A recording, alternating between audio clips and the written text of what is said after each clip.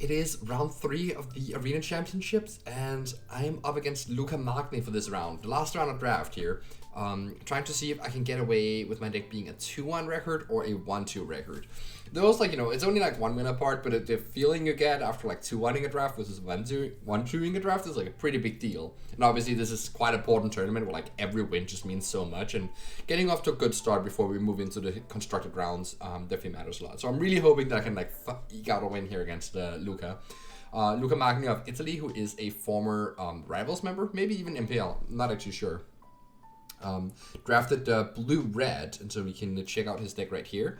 So his deck is like kind of a classic take on blue-red. There are actually 2 blue and red drafters passing to me. Elias Watzfeld, who was directly to my right, was also in blue-red, and then Luca was a couple seats downstream from Elias. But we see here with the triple Ico synthesizer is kind of like the key piece of like what's going on here. This deck is like really built to try and enable this, having a pretty low creature count, having some creatures that are actually non-creatures.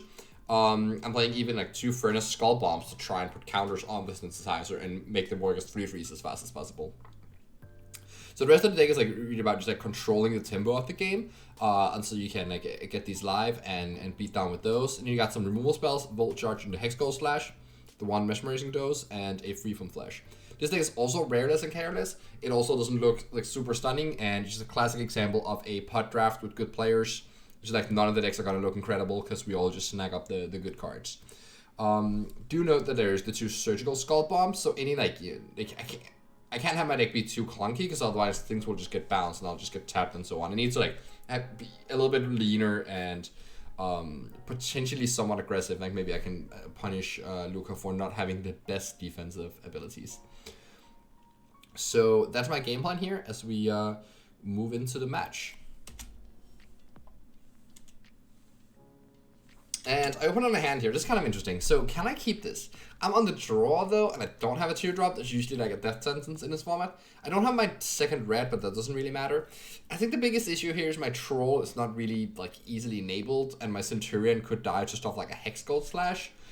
I think ultimately it's just better to mulligan this hand, and I do snap off the mulligan here. So here we have a hand. It's kind of interesting. I think I can just pretty safely put this Anointer on the bottom. I don't have red mana and I don't have oil, but then I just have a pretty nice, curve of like 2, 3, 4, 5, and the Vorak will like help me find my land. So like, yeah, I think this is pretty solid and what I want. A lot of these cards just really big and just attack through the 1/3s really easily. So I'm pretty happy with this. And, okay, drawing a second troll there, not perfect. I mean, again, I don't have oil right now, so, like, those might just get played out as V4s, which is certainly not ideal. The Hazardous Blast does seem perfect, though, with the way this hand is lining up. And I'm just emoting oops as a, like, oh, right, my Branch Blight Stalker is not very good into your Watcher. The 1/1 Vigilance Flyer that when it dies, the opponent draws a card, and that is an issue here. So Luca plays out a Cackler, and I luckily do draw a land. That's really what I was hoping for. Can I find a mountain? Yes, I can. Okay, so now a mana set up. The Stalker, though, is just gonna hang back. I mean, at least it can, like, block the Cackler on defense, so like, that's kind of what I'm trying to set up here, but it's not really gonna do much attacking. I'm just not gonna, like, offer that trade at all, since I do have a Hazardous Blast, which not only gets rid of the Watcher, but also converts the Stalker into 3 damage to the face, so that obviously matters a lot. And Luca does not have any ways to punish X1 specifically. So, taking a bit there, just playing out an Engraver. That's not too scary. It means no Chrome Prowler up. And indecision of whether or not to attack with the Cackler, I think actually he just forgets to attack at all. So he forgot the 1 damage from the Watcher, but that's alright here. So right now I can just like get in with my Vorak. If Luca decides to double block with Cackler and Engraver, that is super dangerous into a potential Blazing Crescendo. So he might not want to do that. And also it's pretty good for me to push in some damage. If he blocks with like the Cackler and the Engraver, or he probably like would block with Cackler and Watcher. If that happens, I think I'm okay just trading for the Cackler. It's not awesome, but it's usually like kind of fine. One big issue is that like he might also have the Free from Flesh, and I think I'm not really interested in trading for his spells right now. I guess I would be more interested in trading for his spells rather than his creatures, just like strategically with me having Hazardous Blast is a big part of my game plan here. So maybe that is actually fine. But trading for a pump spell specifically is like not super juicy when the Hazardous Blast is incredible against pump spells. So in kind of an interesting spot here. Do I attack with the Vorak or not? Because it's okay, I think it's like pretty clear that if I know he's 100% locked to double block it, I don't think I want to attack here. But since it's not 100% lock and 3 damage actually matters quite a bit, I think it's probably fine for me to just go in with the attack here. The fact that I'm still representing things that could really blow him out. He might not go for the block. But also the fact that he has mana up, I mean, he would have ways to potentially defend himself. So I think it's also fine to just run out my Brutalizer here. And it looks like Luca does have something. Oh, he just had a Thrill of Possibility. Okay. Yeah, I'm not sure if he would have blocked or not. Me not attacking there also gives away my hand a bit, right? That's also something to consider, because right now Luca knows that I probably don't have a trick, since if I had, I would have just attacked with the Vorak. So in some ways, like, bluffing actually also works in multiple ways, right? Because if you don't bluff, you just give away information. So yeah, Luca just gets in for the 1 damage here, plays a Synthesizer. The board doesn't look super scary right now. And I think this is a fine spot to just attack with, I can at least attack with the Brutalizer. I mean, Luca can go for a, like, blocking 1/3, 2/3, and another 1/3, I guess, or another 1/1. But again, it's like, super dangerous into a Blazing Crescendo. He might just have a Chrome Prowler here, so just tap down my Brutalizer. I guess that's pretty likely. At least I should move to combat first and just gain a little bit of info. But I'm definitely down to just play out my Troll here and just have... yeah, sometimes you just have to play out the body. And yeah, there's a Chrome Prowler here. So, okay. At least Luca doesn't have that many cards left, but he does have an Engraver, so we'll see what he can turn things into. I do play the Troll here, which makes it pretty unlikely that I'll get raised by just this 1 damage a turn. So yeah, okay. Furnace Skull Bomb, and then you can crack that and put the count on Synthesizer. So at least this one actually is starting to look like a real threat. You just need 1 more spell here to make that function. But we're also like pretty close to just a Hazardous Blast being pretty good here. I mean, right now I'm getting in for 13 damage. It's kind of a lot of damage, and it's gonna make it harder because like all these 1/3s just like kind of line up poorly against my attackers. And as long as I, attack with a bunch of things at the same time, his double blocks aren't gonna be that good because you obviously can't double block everything, right? So if I can set up a Hazardous Blast, attack with all, and then next turn I can also attack with all again. That's kind of my game plan here. He does attack with a Cackler, and that's a little bit annoying. I do decide to just trade off my Stalker, but I think... honestly, that looked really bad. At least I think I'm supposed to block with the Troll and the Stalker. My thought process here is that... okay, well, I mean, I want my... I want to just, like, spend my Stalker for a card while there's the Watcher in play, which is pretty good against it. But the Watcher's not going to stay in play forever, because, again, I'm going to Hazardous Blast. And the Stalker's value as 3 damage is actually pretty significant. And then its value as an attacker or blocker later also matters.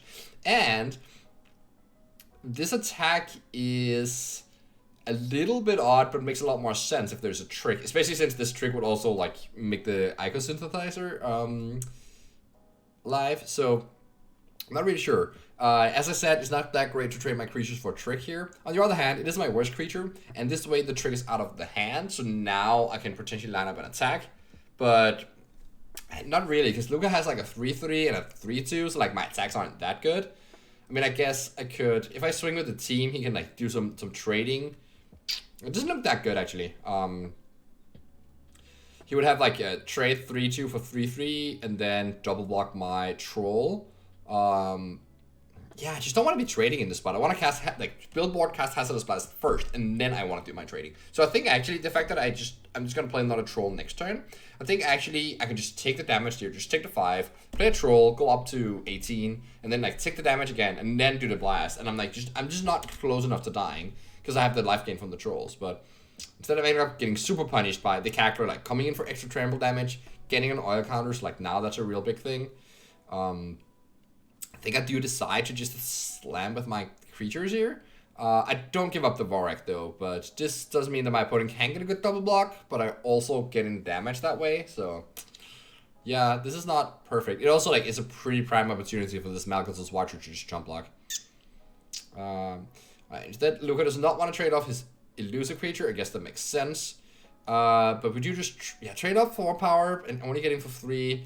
And then he gets to draw a card. I get to play a troll that I don't get to draw from. I mean, you know, my board is still pretty fat, I would say. Like, it's just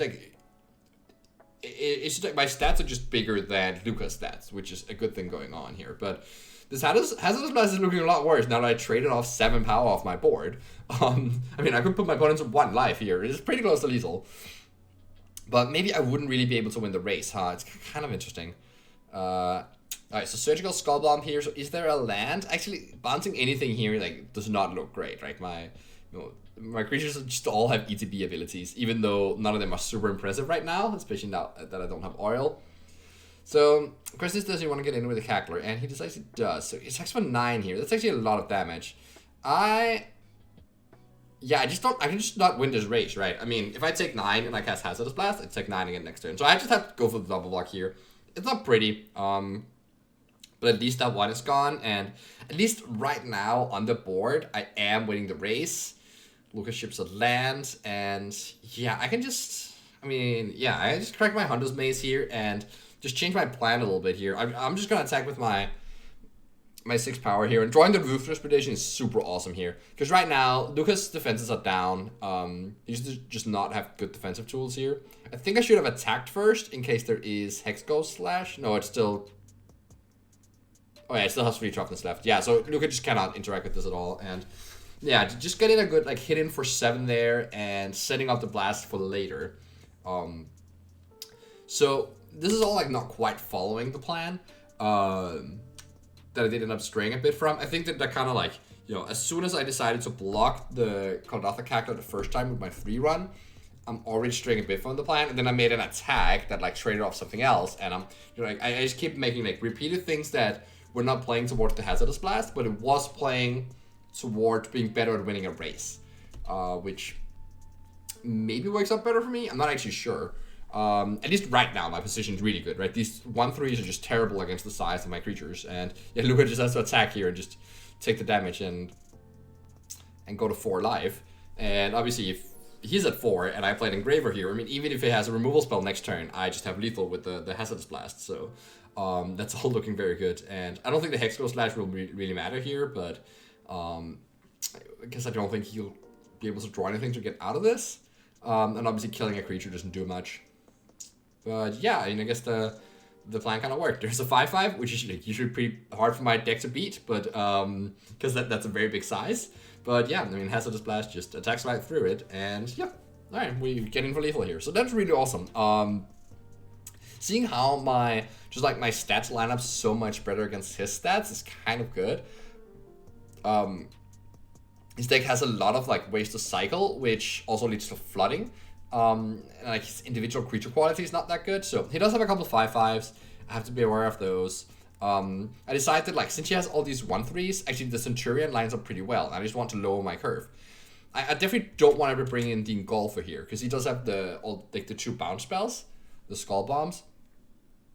But lowering my curve by having 4 Travis Centurion is kind of neat, and I don't really want this Branch Blight Stalker in my deck against the double Malcator's Watcher.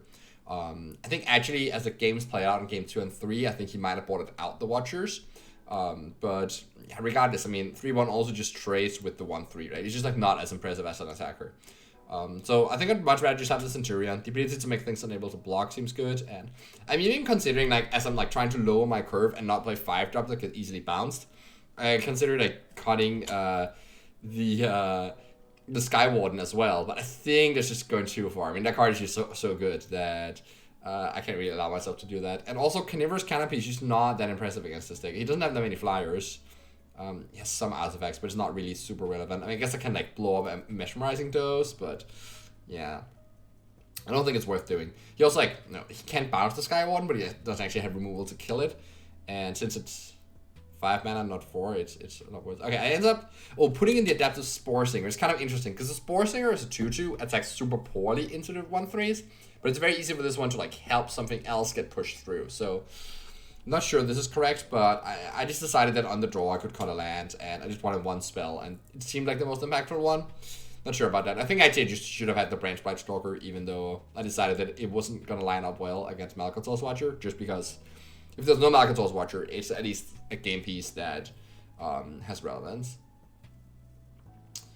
Maybe I should just have the land and not be like super laser focused on the cutting a land and a draw thing, but flooding is also very real. It's not like drawing a Spore Singer helps super much with flooding. Anyway, speaking of flooding, here we have 2 Cultivators as an opening hand. So we will be able to play a Lattice Blade Mantis fairly early, hopefully. And to draw Mountain, oh, that's perfect. So yeah, this is just like an ideal curve here. Playing turn 3 Mantis, spending all our mana every turn. Really happy with how this game is turning out so far, and we definitely have the Hazardous Blast as a catcher later. It's very possible, actually, I should have bought out 1 blast on the draw, given that a lot of my things are good at attacking through his blockers anyway, and the card doesn't do anything on defense, given that like Luca's deck does not have any 1-toughness creatures that really matter. So this is very interesting. Luca attacks with the Eco Synthesizer, and it's so that's like such an interesting thing where, regardless of what he has in hand, since it's open deck list, and I know that he has Free From Flash, I think I can't allow him to just like get rid of one of my things here. I mean, the Engraver is obviously really good right now with the oil counters, and the Cultivator is extremely important for me to play Mantis next turn. So I actually don't think it's worth it for me to block here. It's only 1 damage, and it's kind of like a heads-up play, because regardless of whether or not he has the Free From Flash, just realizing that you can just get in 1 damage there for free. Or even like, even if I block and he doesn't have it, I mean, it's not that bad. Because obviously they'll just bounce off each other. So yeah, I think that's actually kind of a nice line here. And I think Luca does have the Hex Skull Slash, so maybe that was the thing that he was trying to bluff, like, oh, that I blocked with the Engraver. But alright, well, now my turn is obviously a lot worse. I'm just gonna have to play a second Cultivator here, and I mean, if you can attack with 1 freeze, I'm also gonna attack. Realizing that if Luca attacks again here, I'm just not blocking again. So though I do actually think, yeah, I actually, looking at this right now, this Cultivator is not doing anything right now. I think I would be super fine with trading off my Cultivator for a Free From Flash. And also, I go to 18 here, and 18 is kind of a magic number. Since his damage comes usually in the forms of 3s, because the Synthesizer is attacking for 3 a turn, actually staying at 19 has some relevance there. So I think I should just block with the Cultivator there and just trade it off. And obviously he might not have the thing, right? So no reason to just like take unnecessary damage there. But now, okay, so with the Skull Bomb showing, I mean, the Mantis is not the greatest play here. Because it will just get bounced, but then hopefully next turn I can play it and fight with it, and we will be alright. So yeah, he'll definitely bounce there, that makes sense. Then he goes to attack, and for some reason, I cannot explain why, I'm thinking, okay, it's actually fine to like force the Free From Flash to happen on the Rebel token. Because I'm thinking, which is super wrong, that the oil counters don't matter on the Rebel token. Well, at this point, look at this Synthesizer. It has 3 counters. It will get the 4th one when the Free From Flash is cast. The oil counters from Free From Flash no longer matter, no matter which creature is cast on. And actually giving up my Rustvine Cultivator here is not great, because I really want to double spell next turn. If I can play Mantis plus fight the Synthesizer, that's really good. So I think here, I think what I'm supposed to do is just block Engraver on the Synthesizer.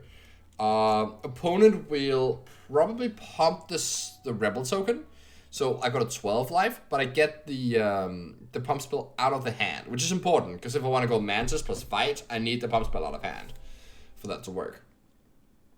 And then potentially I can stabilize after that. And I think also I'm just gonna like have to throw away this Hazardous Blast. It's just not part of my game plan right now. It doesn't do anything. So I can get 1 loot in right now with the Engraver, and then it's fine to lose it. Instead, I decide that I'm just gonna double block the Splitter here. I mean, if he has the thing, then like this just forces it out. But yeah, I think the fact that I was playing around it earlier and then I don't play around it now, it's just like kind of odd. You can definitely see the upside if I had just blocked with a Cultivator last turn on the Synthesizer. He would have just fired off the Free From Flash, and I would have still had an Engraver in play right now. I would have taken a bit more damage. Would have been a 19, then take 7 now, go to 12. I guess it's not that good for me, actually, because then I wouldn't be able to play Mantis plus 2 or something else. But I think here, definitely not supposed to just make this line. Because now I am for real behind. And then now I draw a Centurion and I just miss completely that I have a really good line here. I can play Centurion and Ruthless Predation, fight the Synthesizer, and then trade for the Rebel token. Instead I do a less mana efficient play, and I don't really want to trade my Mantis for the Splitter, so I'm just going to end up taking too much damage here. And against this like Izzet deck, it's just like, he's so good at leveraging the tempo that this just does not hold up in card, or anywhere really. Right now he has Chrome Prowler, he can tap this, it's not a blocker anymore. I can play the Centurion and do the fight this turn, but obviously it's a lot worse now. It's just bad on so many levels. And now I don't really want to trade for the Rebel token because the equipment can just be moved over. But considering my life total here, I'm at 4. I should definitely just trade for the Splitter. Because, yeah, I mean, right now, this is just lethal. I guess, like, the Chrome Prowler would have been lethal anyway.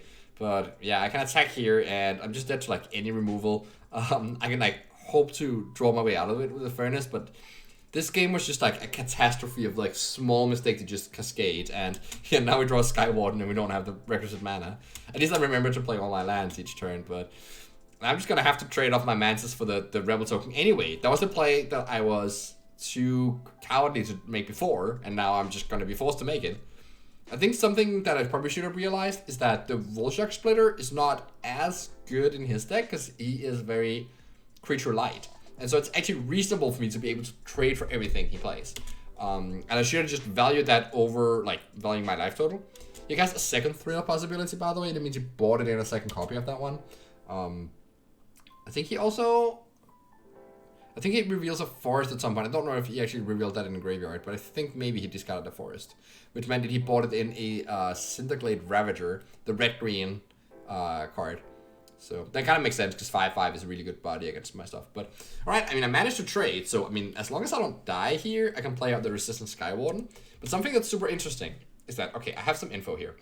I know my opponent's sideboard has a Bring the Ending. And I know my opponent boarded in a second Thrill possibility. One reason you would do that is that you bring in a counterspell, right? That you, like, if you have boarded in Bring the Ending, it makes sense you also bring in Thrill possibility. So the question is here, should I... It is open decklist, but I don't know the exact makeup of my opponent's deck right now, if he boarded in. But looking at my deck with all my 5-drops, I think Bring the Ending is actually pretty good against my deck. I think if I was him, I would have boarded that card in against me. So the question is here, do I play Hunter's Maze so that I have more available card draw next turn, or do you just play around the Bring the Ending? The fact that he also hasn't played anything, I think it makes sense to just play around narrower cards, right? And obviously, if this Sky Warden resolves, I'm just so much more likely to win the game. So yeah, he does nothing, and it kind of smells a little bit like he actually did have Bring the Ending there, but I don't know. Obviously, it will take me a little bit longer to... Oh no, but then there's the forest, by the way. Yeah, so the forest there indicates he did splash the Cinderglade Ravager, but he drew a Sky Warden, and now I can't double block it. So I don't know. It might just be a damned if you do, damned if you don't situation if his hand did have Bring the Ending, but it is kind of awkward that I can't try and cycle for another blocker and actually get the double block in there. So anyway, yeah, that did not turn out super well. I definitely think I could have navigated that a lot better. But mostly just like being afraid to just like make him have the trick. I mean, at the point where I think it makes sense to like not enable the synthesizer super early, but it's also pretty easy for his deck to make the Icor synthesizer be a 3/3.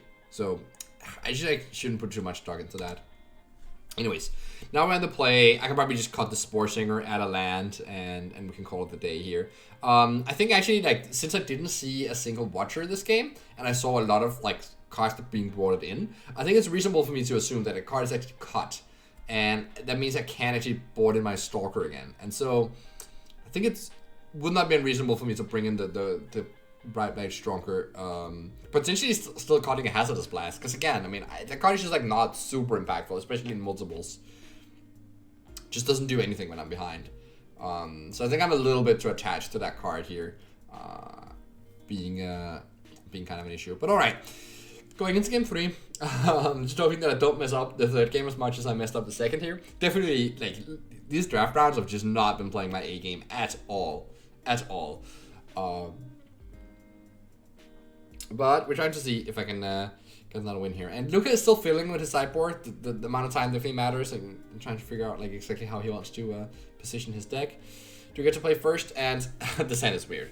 So intuitively you might keep it, right? Because I have like the Hex Goal Slash and then like and then I have some like red plays. But obviously the Anointer is awful in this hand. The Brutalizer is even worse than awful. I need to draw specifically Forest for that one to work out. And the Centurions are just not that good. I mean, they really kind of fill a card. And also the Hex Goal Slash is not that good. Most of his cards are 1/3s. So yeah, I think this actually is pretty clear mulligan here. We don't have like the early oil counter enablers that I really want. So yeah, we're just gonna ship this and see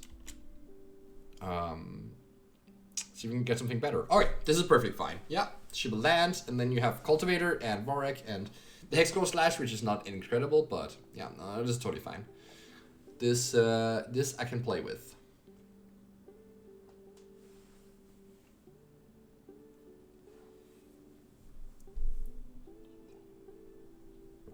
Alright, so Luca just immediately kills my guy. It makes a lot of sense. Again, I'm really like relying on these oil enablers, and I haven't drawn a second one. I have drawn a couple lands though, which is something the Vorek doesn't like, and instead I just see 4 spells and just have to ship them on the bottom. Alright, that's not perfect. That's like not the correct the correct arrangement of lands here, but unfortunately for Luca, he just main phases Frill, looks for land, doesn't get there. I draw another land. So this is the classic screw versus flood scenario. Obviously pretty awkward that my exact like land to spell like distribution was like land, 4 spells, land, and then the 4 spells was like right as I cast my Vorek, right? So I drew the 3 lands and didn't get anything of Vorek. That's like not perfect. So it's a little bit dicey here. I'm definitely like happy that I have this Furnace here. Remember that I picked that extremely highly, like pick 6, so impact 3, right? And so actually definitely paying off here. It has been multiple times. But I do get in some damage here. And obviously, like, you know, Luca is also like stuck on lands. And like, I mean, if I can get in like, you know, 1 or 2 more hits before he finds any defense, like that definitely matters.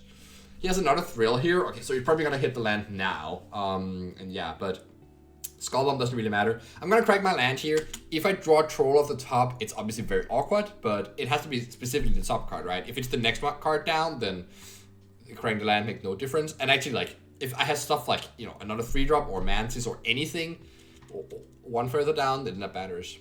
To just crack the land right now. I do draw another forest there, so actually makes my total distribution land, 4 spells, land. Let's see. Alright, we do draw a spell here, and actually that's one of the better spells, just in terms of being an enabler for my oil Gorger Trolls, and being able to like ship away some of these lands. So right now we'll see if I can get some use out of this Hex Goal Slash. And there's a Chimney Rebel. Yeah, I mean that does a pretty good job stabilizing.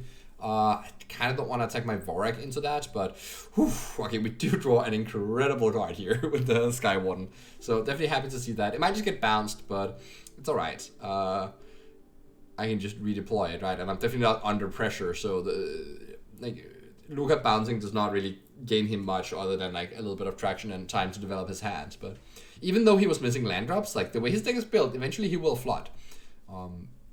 So kind of like has to get over that hub and like try and kill me in the meantime. But since I'm still at 20 and like looking solid, that's totally fine. Okay, so something that's really interesting here, and it's actually very, very interesting, is Luca deciding to not just cycle the Skull Bomb, but using it to put 2 counters on something irrelevant, and then plays the Forest. Now, this tells me that it's pretty likely there is a Cinderslide Ravager in his hand. I haven't seen it, of course, in any of the games, but I have seen it in his sideboard, and I've seen the Forest, and that's kind of a tell. So, there's actually a lot of value for me to just Hex Goal Slash killing the 1/1 here. On the other hand, it does look a lot like he has a Chrome Prowler. So, in our turn here, I am going to just ship the Forest here. Try and see if we can find more relevant cards, and okay, I mean, I did want to kill the token, but playing Centurion and Engraver is also just such a juicy line. So in the end here, I think I decided to just go for the Centurion, expecting my Sky One to get tapped. I could attack with Vorek here and trade, which would get an oil counter on my Centurion, but actually I end up not doing that because trading for the 3/2 when I have a Hex Goal Slash in hand is just not very very enticing at all.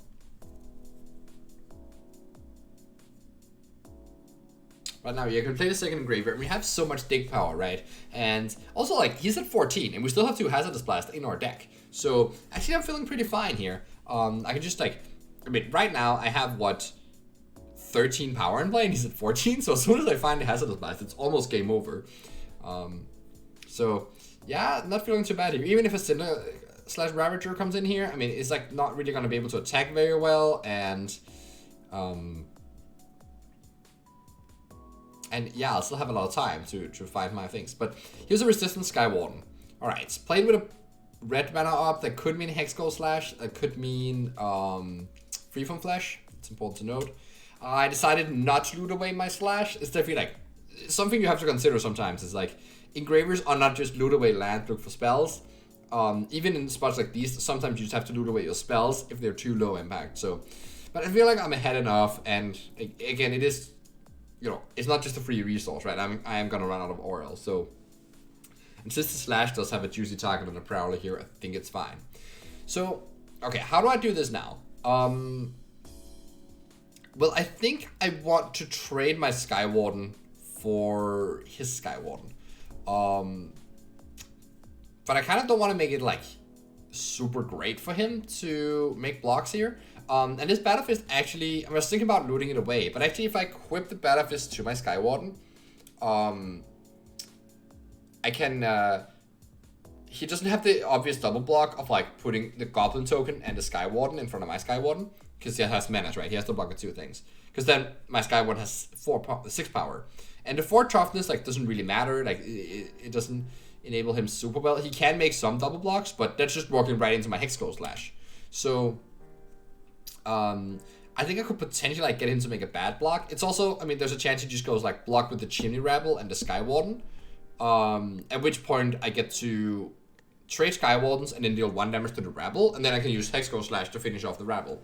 It probably doesn't really matter, but I kind of get a little bit of an upgrade on my card that way.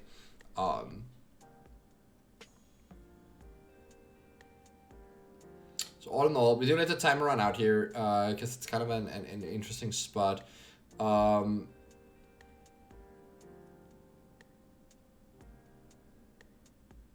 I also kind of recognize that it's actually another good reason for me to equip the Sky Warden here is that I don't want a 3-1 in play. Because it just doesn't attack into the Goblin token anyway. And actually, if I can equip to my Sky Warden here and like do the thing where I trade the Hex Goal Slash for the Chimney Rabble, that actually is kind of fine, because then my Rebel token as a 2/2 lines up well against my opponent's blockers.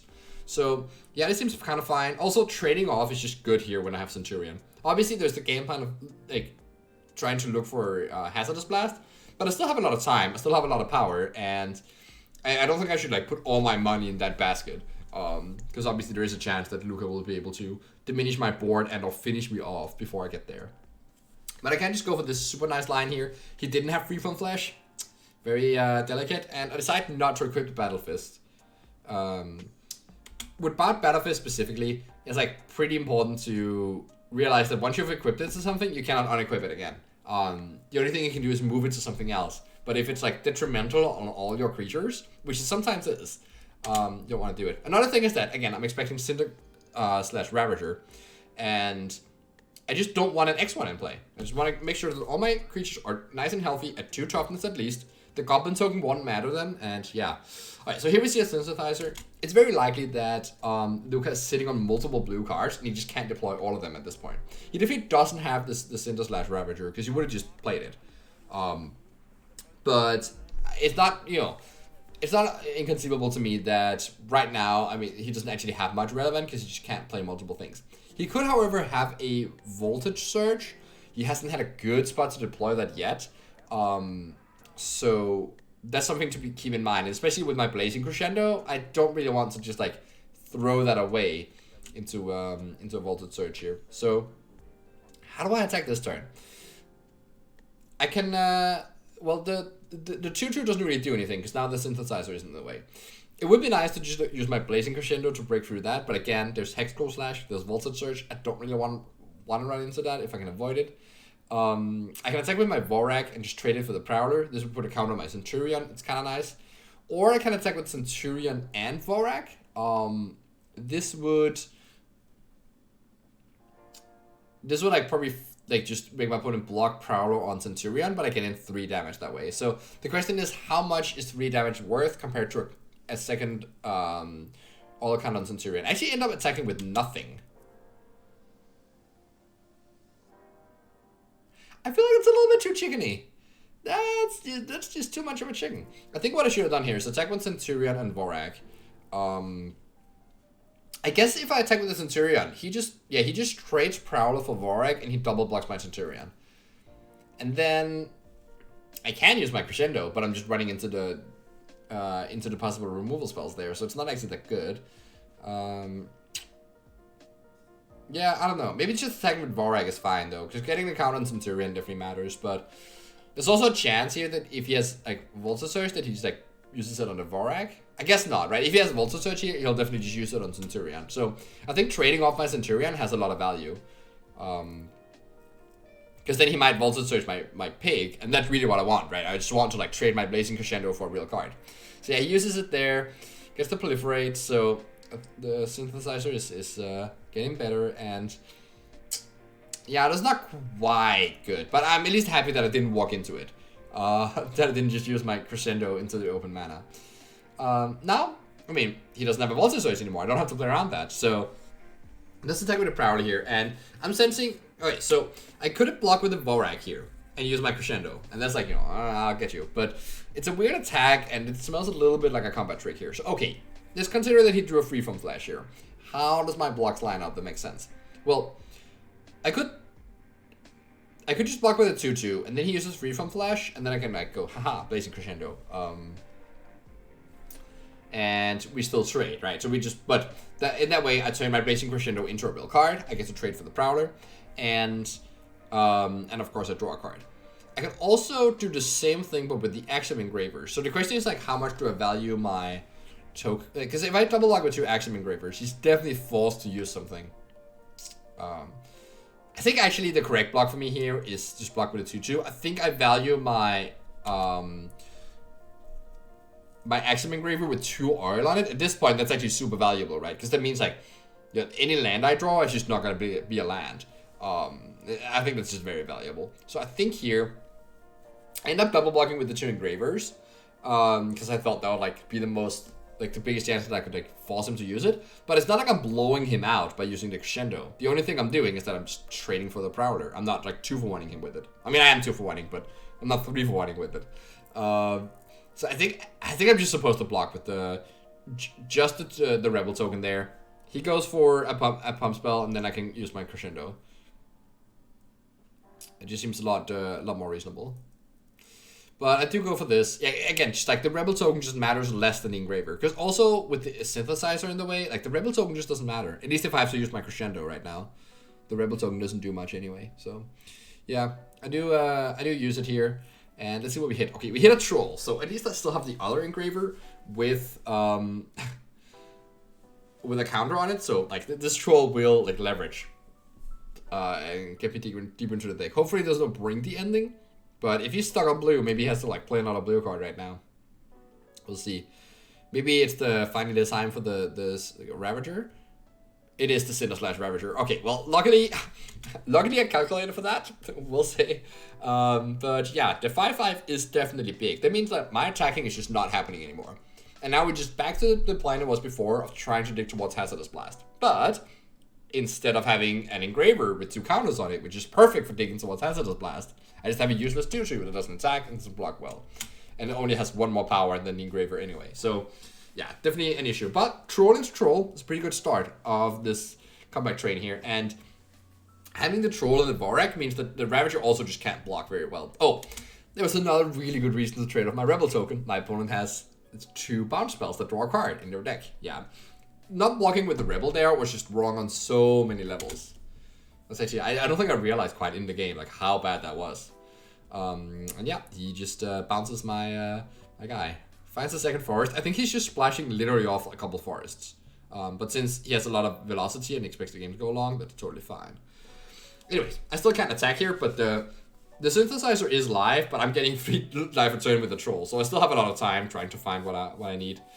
The issue is I can't really use my Engraver here, because I have another Troll in my deck, and also at a smaller level, I have what's it called, the Urbrask Anointer, and so keeping that oil in play just matters too much. I can always loot my land away later.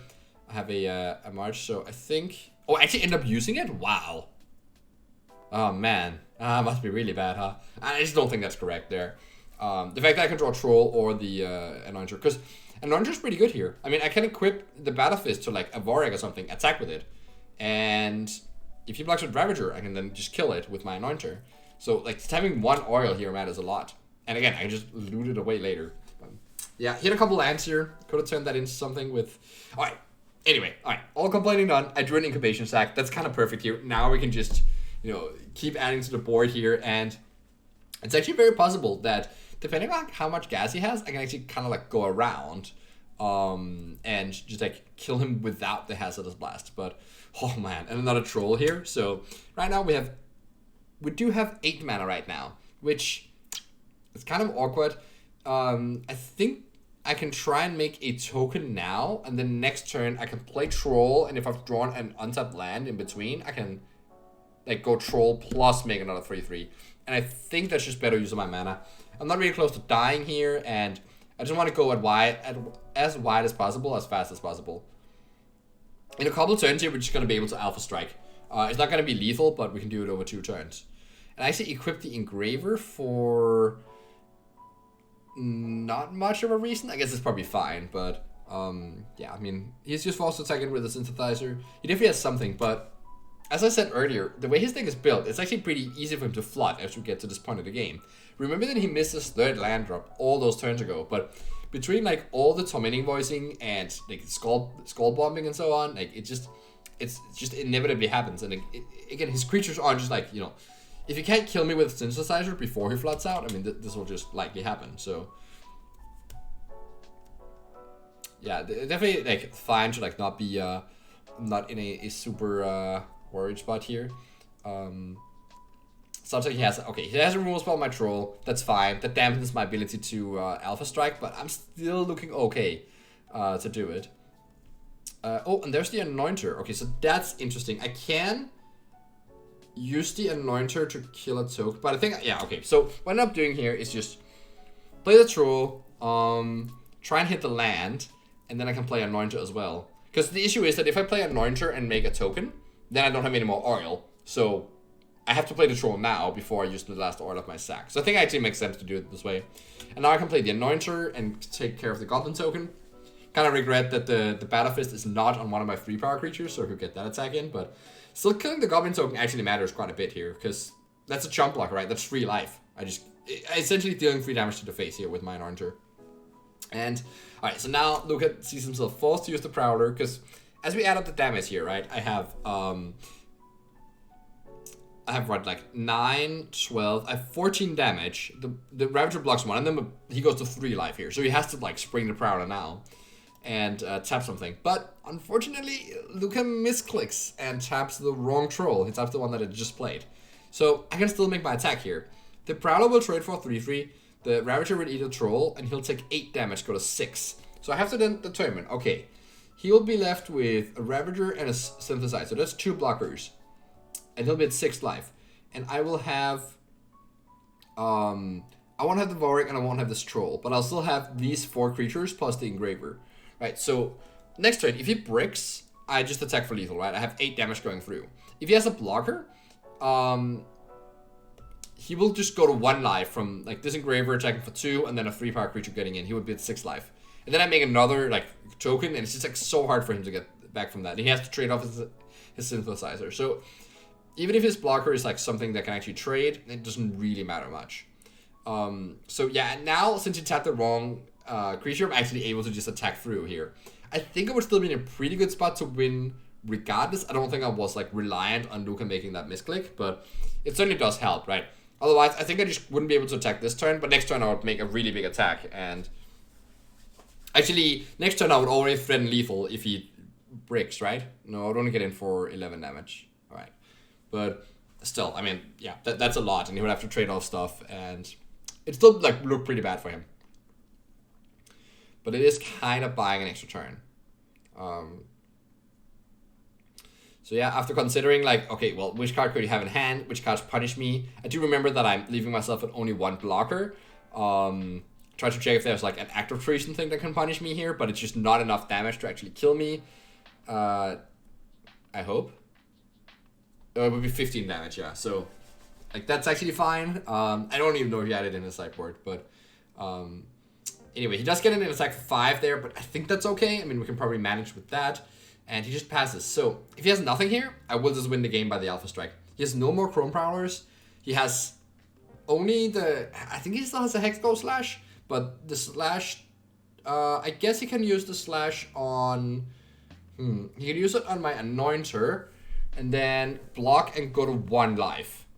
I think I'm okay with that, because he would trade off his Synthesizer as well. So yeah, definitely just happy with this attack, and if he doesn't have anything, he will just die. And yeah, we end up finishing up this game here, but just raw card advantage, brutal power, going troll into troll into troll into sack. I guess the third troll came after the incubation sack, but you get it. Definitely like the kind of way I envisioned this deck playing out, right? With like pressuring just a little bit so that he can't like put too much pressure on me, and then just like overwhelming with a board state. I was thinking that I would have to rely on Hazardous Blast to break through, because stuff like 5 toughness is really hard for me to break through. But it turned out I didn't actually need the Hazardous Blast as long as I had this much board presence. So yeah, that's kind of a sweet game.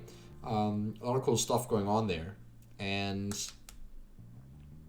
yeah, thank you for watching. And we are at 2-1 in draft now, so I'm pretty happy like escaping with that, especially after a round 1 loss here. So ready to go into Constructed. I have a super sweet deck, the Mardu Reanimator deck, and we'll see how it does. Check it out in the upcoming Constructed rounds.